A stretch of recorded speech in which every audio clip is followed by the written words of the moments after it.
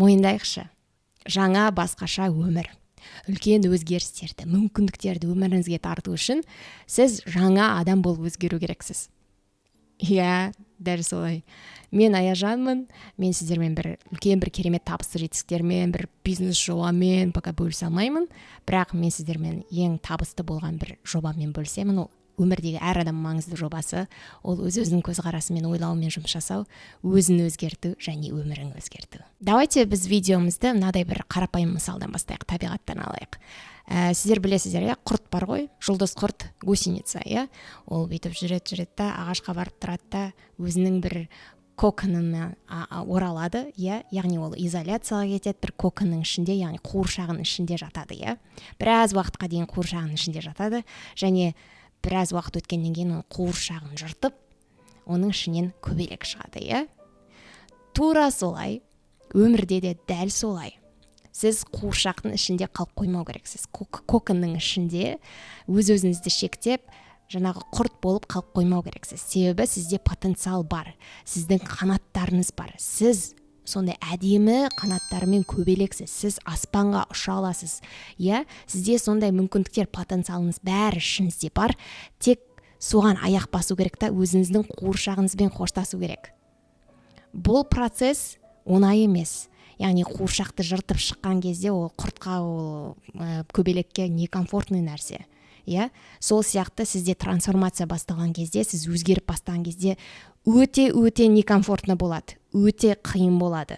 Сіз артқы ескі версияңызға қайтадан барғыңыз келеді, қайта оралғыңыз келеді, қуыршақтың ішіне кіріп кеткіңіз келеді, себебі ол сіздің зона комфортыңыз.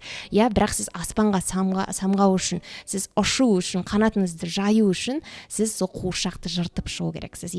Бұны табиғатта кішкентай өлім деп айтады.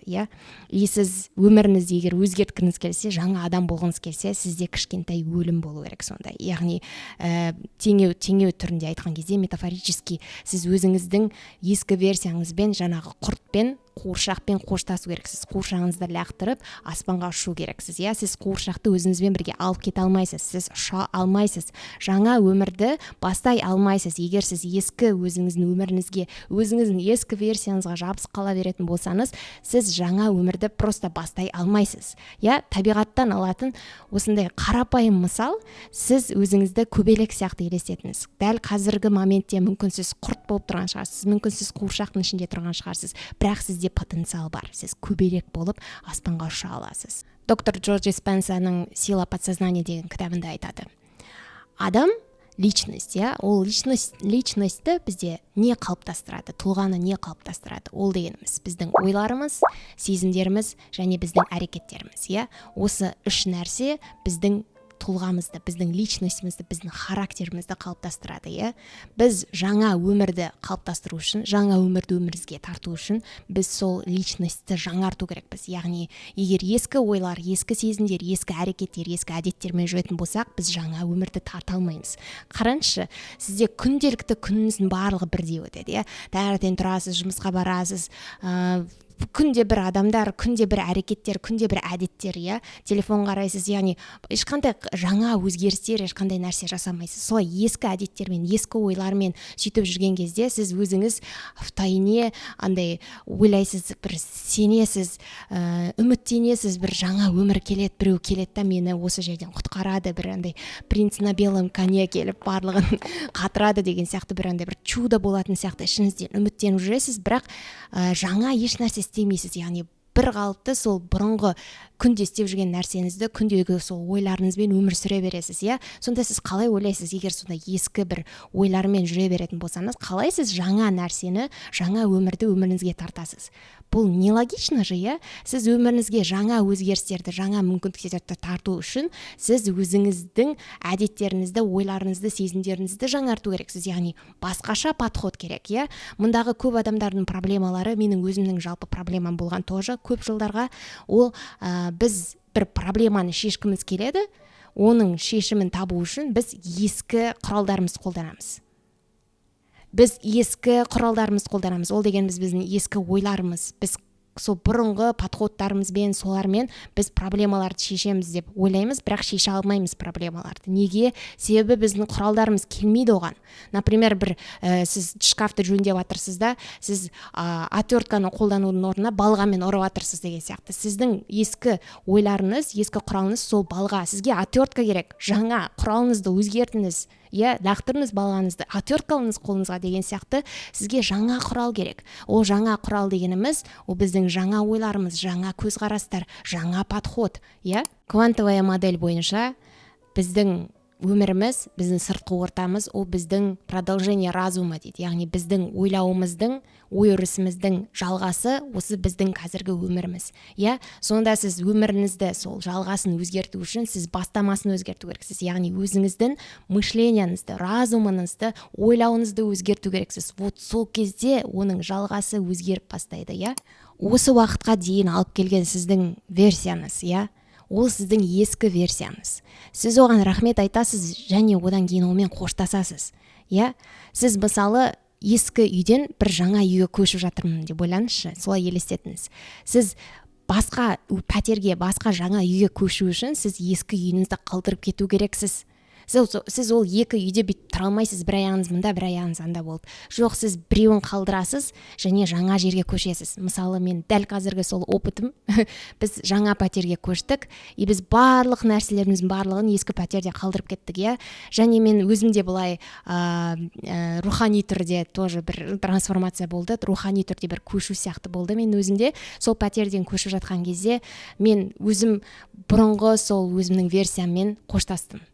Яғни осы пәтерде болған менің ойларым, осы пәтерде болған нәрселерге барлығына рахмет айтамын, бірақ болды, менің өмірімнің жаңа тарауы басталды. Яғни мен жаңа үйге көшіп жатырмын, жаңа тарауы басталды, жаңа мүмкіндіктер ашылады. Мен осы пәтерде, жаңағы бұрынғы пәтерде болғандағыдай аяжан болмаймын, мен уже басқаша боламын деп сондай өзімде бір сондай ішімде бір трансформация болды. Солай мен яғни көштім.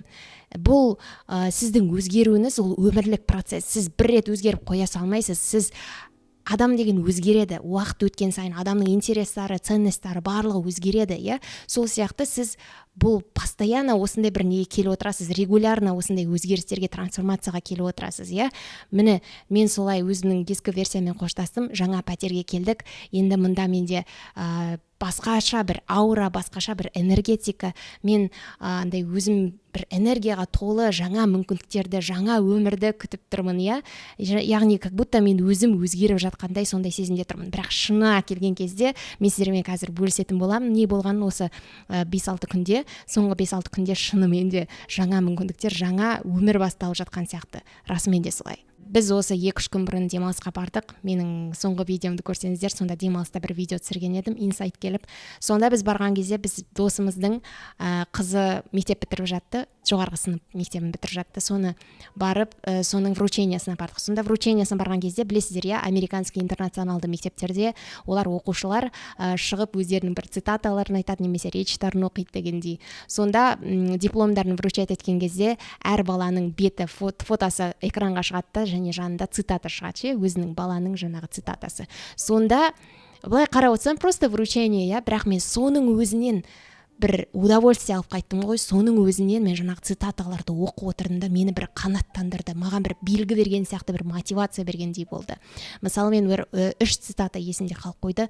Біріншісі, ол мен 2016 жылдары Америкаға баратын кезде осы цитатаны стики нотқа жазып, қағазға жазып, телефон чехолына, телефонның артына тығып жүретін болдым. Бұл Элеонор Рузвельттің цитатасы: "The future belongs to those who believe in the beauty of their dreams." Болашақтарының әдемілігі мен көркемділігіне сенетін адамдарға болашақ тиесілі дейді. Яғни сен егер өзінің жарқын болашағыңды елестете алатын болсаң және соған сенетін болсаң, онда сол келешек, сол болашақ сенікі. Яғни уже сенде ол потенциалды келешек бар деген сондай цитата. Және менің есіме қайтадан түсірді сол цитатаны экраннан көрген кезде, андай бір мурашки болып кетті. Шынымен де солай дедім ғой. Бұл мен бұрында сол 10 жыл бұрынғы алып жүрген цитатам, қазір түсініп отырмын мағынасын. Және тағы да бір оқыған цитата: "Risk is better than regret" деген. Яғни тәуекел ету өкінуден жақсырақ дейді. Бізде екі выбор болады, екі таңдау болады всегда, Бір нәрсе армандайсыз, бір нәрсе бастағыңыз келеді, бірақ бастамай қаласыз. сосын біраз жылдан кейін, қаншама жылдан кейін өкінесіз неге соны істемедім деп. Немесе сіз бастайсыз, тәуекел етесіз және одан сабақ аласыз, яғни фейл болуы мүмкін, немесе ол табысты болып сіз табысты бір жетістікке жетуіңіз мүмкін, иә. Сондықтан ол айтады да, тәуекел өкініштен жақсырақ дейді. Сондықтан егер сізде бір арман болса, бір нәрсе болса, даже мынау видеоны қарап отырсыз, сіз өміріңізді өзгерткіңіз келіп жатса, тәуекел етіңіз, артынан өкініп қалмас үшін. Себебі тәуекел жақсырақ өкініштен. Және үшінші бір есімде қалып қойған бір цитаты, if you prayed for flowers, don't get surprised if it starts raining деген. Яғни егер сен гүлдер үшін дұға еткен болсаң, гүлдерді тілеген болсаң, жаңбыр жауып бастаса, соған таңғалма дейді. Иә, себебі гүлдер өсу үшін жаңбыр жауы керек, иә. Сол сияқты сіздің өміріңізде егер сіз бір жарқын болашақты, барлығын өзгергенін, бақытты болғаныңызды қалайтын болсаңыз, соны тілеп жүрген болсаңыз, онда сіздің өміріңізде жаңбырлы күндер болады. Иә, себебі трансформация деген нәрсе, мына өзгеру деген нәрсе, жаңа ойларыңыздың барлығын, ескі версияңыздың барлығын лақтыру, бүкіл қаншама жыл миыңызда қалыптасып қойған бүкіл мышлениеңізді, бүкіл әдеттеріңізді, подсознанияңызда жатқан барлық установкалардың барлығын өзгерту, ол өте болезненный нәрсе, ол өте қиын нәрсе, ол оңай нәрсе емес, ол бір түнде болатын нәрсе емес, бұл өте ұзақ процесс.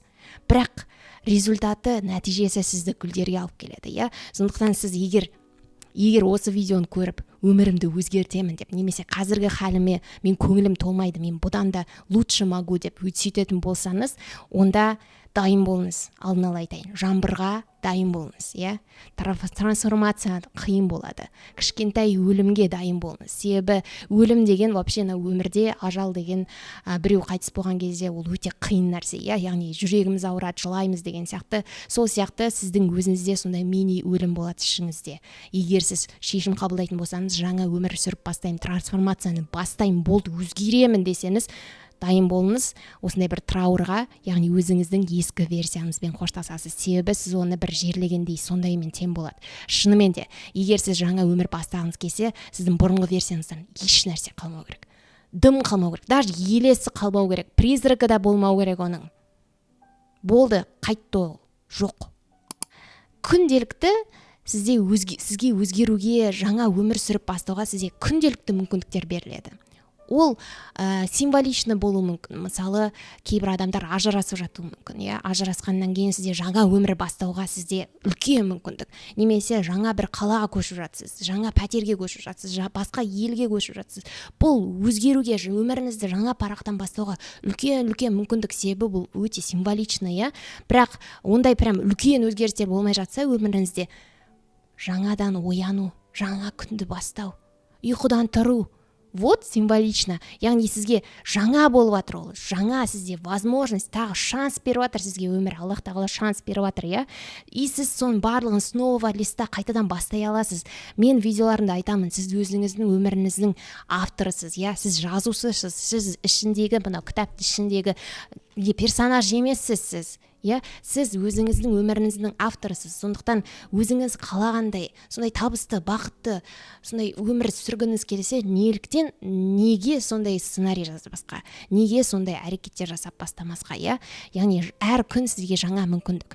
Сіз айтуыңыз мүмкін, вот мен мынандай адаммын, мен қаншама жыл осындай адам болған, барлығы мені осындай қылып көреді. Мен осындай болып жүруім керек, мен маңдайыма осындай жазылған, болды, мен осындай қателіктер жасадым, болды, я недостойна, деп айтуыңыз мүмкін, иә. Бірақ онда сөйтіп жүре беретін болсаңыз, сізге егер ұнаса, жүре беріңіз, себебі әр адамның өзінің таңдауы. Бірақ маған ондай версия ұнамайды. Мен бұрынғы өзімнің ойлауыммен өйтіп жүргім келмейді. Мен ішімдегі потенциалымды ашқым келеді. Мен өз-өзіме сеніп, табысты, бақытты өмір сүргім келеді. Full potential дейді ғой, сондай қылып өмір сүргім келеді мен, иә. Және өзгерген кезде сізде мынандай бір қорқыныш болуы мүмкін. Егер сіз өзгеретін болсаңыз, ескі версияңызбен қоштасатын болсаңыз, менің ескі версиямды танитын достарым бар ғой, мен күйеуім бар ғой, мен ата-анам бар ғой, мен кімді алдаймын деп ойлауыңыз мүмкін да. Яғни мен ондай өзімше расуфериться етіп, басқа адам болып өзгеріп шыға алмаймын ғой, олар бәрібір айтады ғой, сен не істеп жүрсің, Аяжан? Сен ондай адам емессің, кеше бүйттің ғой сен. Неге бүгін бүйтіп тұрсың деген сияқты сөйтіп айтуы мүмкін ғой, иә. Бірақ ол адамдарға ол ерсі нәрсе болуы мүмкін. Ол бірінші трансформация сіздің ішіңізде болады. Сіз бірінші өзіңіз соған сену керексіз. Өзіңіз жаңа адам болып өзгеріп бара жатқанына, өзіңізге басқаша уже жаңа көзқараспен қарайтыныңызға сену керексіз. Одан кейін уақыт өте келе жаныңыздағы адамдар да сіздің жаңа версияңызға адаптироваться етеді. Сіздің жаңа версияңызға үйренетін болады, иә? Сіз ешкімге еш нәрсе дәлелдеу керек емессіз. Бірінші сіз өз-өзіңізге дәлелдеу керексіз. Бірінші сіз өз-өзіңізге келісім шартқа қол қою керексіз. Иә, бірінші сіз өз-өзіңізбен жұмыс жасап, өз-өзіңізді өзгертіп бастайсыз және өзіңіз соған бірінші сену керексіз. Басқа адамдар туралы ойламаңыз. Иә, өзгерген кезде танымастай басқа адам болып өзгересіз. Шын.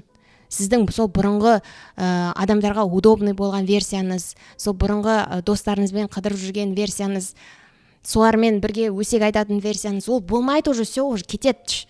Болды, ол уже ескі версия. Егер жаныңыздағы достарға, подружкаларыңызға ол уже ұнамайтын болса, сіздің жаңа версияңыз, ол адамдар кетеді өміріңізден. Себебі адамдар өмірде тұрақты емес, олар келеді, кетеді деген сияқты. Сіз оған мұнаймаңыз. Себебі сіз егер өзгеріп бастасаңыз, өзіңіздің күшіңізге сеніп бастасаңыз, ойлауыңызды, көзқарасыңызды өзгеріп бастасаңыз, онда сіздің өміріңізге сондай адамдар тартылатын болады. Яғни качественный, сапалы адамдарды, сапалы мүмкіндіктерді өміріңізге тартатын боласыз. Сіз былай қарасаңыз еш нәрсе жоғалтпайсыз, иә? Барлық өміріңізде болған адамдар ол белгілі бір себеппен келеді. Яғни өміріңіздің белгілі бір этабында ол адамдар сізге керек болған шығар. Сіз оларға рахмет айтасыз, болды. Егер өміріңізден кетіп жатса, сіздің жаңа версияңыз оларға ұнамай жатса, иә, сіз уже более удобный емес болып жатсаңыз, бай-бай, сөйтесіз, иә? Яғни оларды отпускаете. Мында сонда отпускаете деген сөзге келген кезде, мен кеше ютубтан үй жинап жүріп, ютубтан бір видео тыңдадым. Ол Карл Юнгтың лекциясы. Карл Юнгтың сондағы лекциясы отпускаю деген. Сол сізге ешқандай пайда келмей жатқан нәрселерді, контрольдің барлығын жіберсеңіз, парадокс болады. Карл Юнг айтқандай, сіздің өміріңізде барлық шешіліп бастайды. Өміріңізге жақсы нәрсенің барлығы тартылып бастайды. Просто когда вы отпускаете контроль, барлық нәрсе өміріңізге келіп бастайды деген сияқты. Сол сияқты біз жаңа версиямызға өзгермейміз, себебі біз ескі нәрселерге сеніп, сол ескі бір әдеттерімізбен, контрольмен жүреміз, иә. Себебі бұның барлығы бізге таныс, иә. Біздің бүгін күнделікті өмір сүріп жатқан жеріміз, біздің адамдарымыз, бізге даже зияны тиіп жатса да, токсичный орта болса да, бұл бізге таныс, иә. И біз қорқамыз, егер мен бұның барлығын тастайтын болсам, егер мен өзгеріп бастайтын болсам, мен жанымдағы адамдар мені қабылдамай қалуы мүмкін, өзінше болып кетті деп мені лақтырып кетуі мүмкін. Немесе мен өзгеріп бастасам, ол қалай болады? Ол жер болашақ түсініксіз, тұман болып тұр, мен білмеймін не болатынын. Деп жүресіз да, белгісіз, сондай жерде жүресіз да. Себебі шынымен де болашақ белгісіз, сіз білмейсіз не болатынын, иә. Бірақ сол жаңа өзгерістерге, сол белгісіз жерге аяқ басу үшін сіз батыл болу керексіз. Иә, ол некомфортно. Иә, ол түсініксіз. Иә, ол қорқынышты.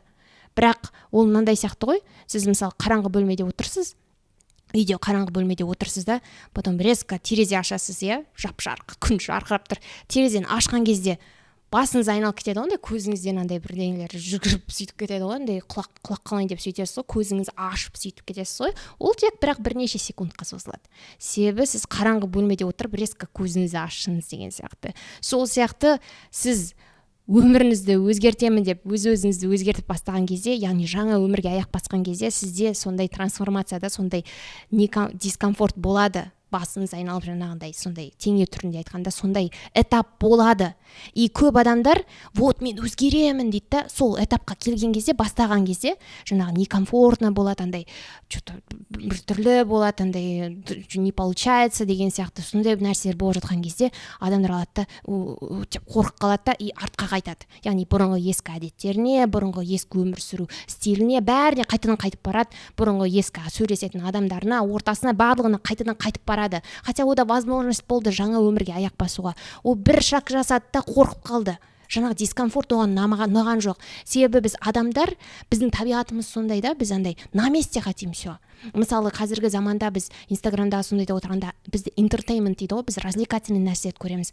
15 секундда давай удиви меня, рассмеши меня деп сөйтіп қарап отырамыз, андай өзіміздің потребностьтарын басып отырамыз. Яғни дәл қазір болады да барлығы. Тамақ заказ бересің, 20 минутта әкеліп береді. Дәл қазір барлығын, результаттың барлығын дәл қазір көресіз, иә. И сол сияқты сіз өміріңізді өзгертіп баса жатқан кезде, өзіңіздің көзқарастарыңызбен жұмыс жасап жатқан кезде, жаңа өмірге аяқ баса жатқан кезде, результаттар сразу келмеген кезде сіз андай что-то не то деп ойлайсыз да. И сол лучше таныс, өзіме ұнайтын, сол бұрынғы өмір қалпыма қайтып барайын деп, сонда қайтадан қайтып барасыз. Трансформация оңай емес. Иә? Бірақ егер сіз шешім қабылдасаңыз, мен өзгеремін десеңіз, онда сіз бір қабылдайсыз, кесіп қабылдайсыз кәдімгідей. Решительно қабылдау керексіз. Артқа қайтар жол жоқ. Артқа қайтпаңыз. Сіз уже бірінші қадамды жасадыңыз, бірінші шагты жасадыңыз. Арғарай да жасаңыз шагтарды. Мұның барлығы түсініксіз болып жатқан сияқты, барлығы ешнәрсе болмай жатқан сияқты, не істеп жүрмін мен деген сияқты ондай ойлар келуі мүмкін. Бұның барлығы нормально. Это нормально. Өзгерістер келу үшін ол кішкене уақыт алады. Барлық өзгерісті өмірге әкелу үшін бірінші іштен бастайсыз. Мына жерден бастайсыз. Иә? Сөйтіп мен кеше Карл Юнгтың маған өміріме пайда әкелмейтін нәрселерді жіберемін деген, отпускаю деген тыңдадым. И бүгін таңертең йогаға тұрдым ғой, йога with Adriene жасаймын, әр таң сайын. Соны таңертең жасап жатқан кезде оның тематикасы release деген болды. Яғни отпускать.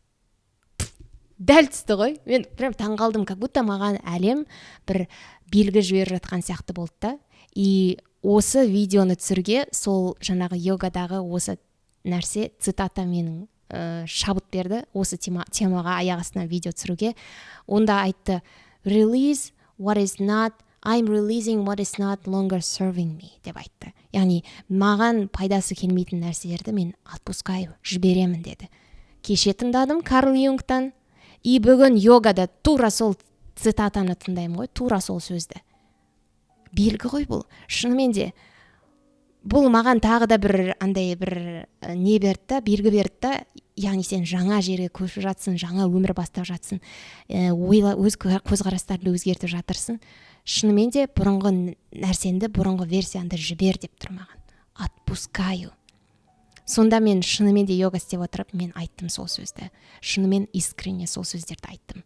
Және мен қатты қуанып тұрмын. Тағы бір өзімнің оқиғамен мысалдармен айтып кететін болсам, мен осы YouTube каналды бастар алдында, мен сол кезде қызық бастап жүрдім ғой, содан бір жарты жыл бұрын, бір жыл бұрын вообще осы саморазвитие деген психология мен сондаймен қызығып бастап жүрген кездерім, кітаптар оқып, сонда мен өзім тыңдап жақсы көретін All Access деген коуч бар. Соны тыңдайтын едім, әрдайым соны тыңдаймын. Сол мен тапсырмаларды орындап жүрген кезде мынадай бір лайфхак болды да, өзіңізге ұнайтын бір үлгі тұтатын бір әйелді елестетіңіз, немесе ер адам болсаңыз.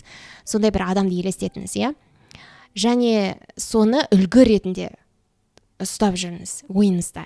Яғни сіз өміріңізді өзгерту үшін сіз жаңа ойлар, жаңа сезімдер, жаңа әрекеттер енгізу керексіз ғой өміріңізге. Яғни сіз басқаша әрекет етіп, басқаша сөйлеп, басқаша сезініп бастау керексіз, иә?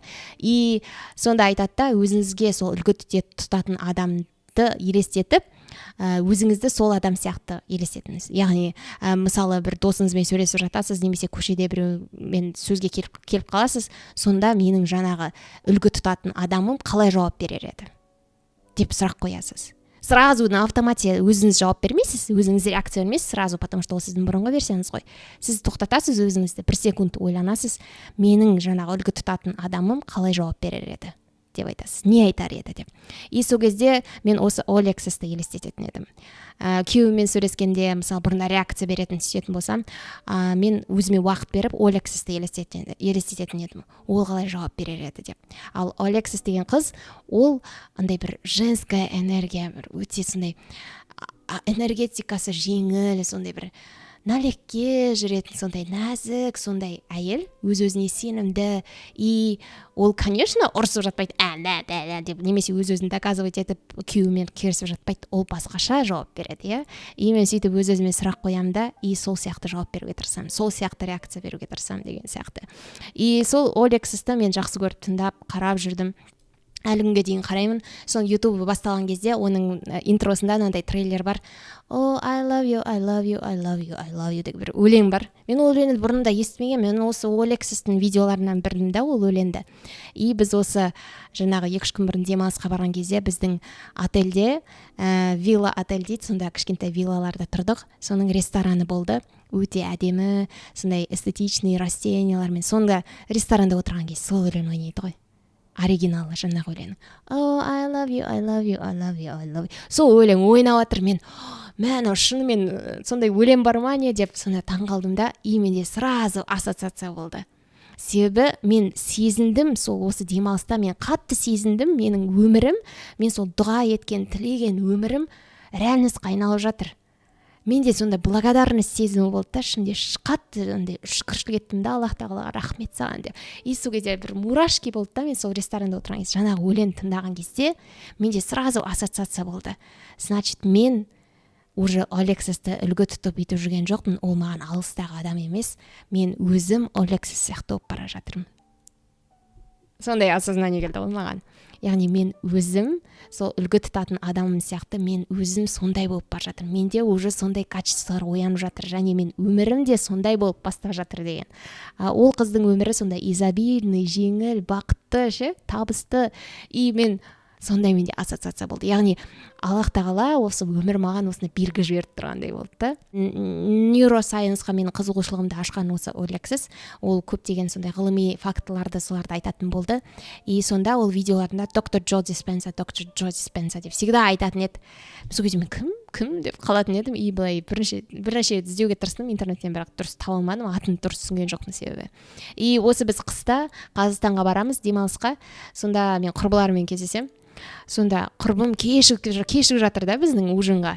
Сосын меломанға барып келген екен. Сөйтсем, қолында меломанның пакеті бар. И 3 подружка болып отырмыз ғой. И бізге екеумізге бір-бірден кітап береді. На кітапты береді. Доктор Джо Диспенса «Сила подсознания» деген кітапты береді. Мен доктор Джо Диспенса деймін, подружкам түсінбей қалды. Мен айтамын, мен бұл осы докторды қанша уақыт іздеп жүрмін деп айтамын. Жаңағы Олексистен естіген докторым ғой. И таңғалып ана қызды құшақтап, подружкамды құшақтап, рахмет саған деп.